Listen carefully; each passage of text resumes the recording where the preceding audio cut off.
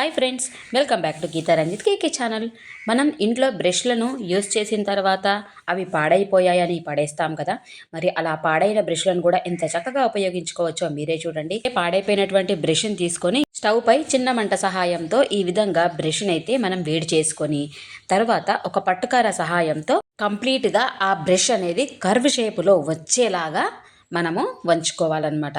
మరి ఇలా వంచినటువంటి ఈ బ్రష్ని మిక్సీ మూలల్లో దాక్కున్నటువంటి మురికి జిడ్డు అలాంటిదంతా కూడా క్లీన్ చేయడానికి చాలా సూపర్గా ఈ బ్రష్ అయితే ఉపయోగపడుతుంది.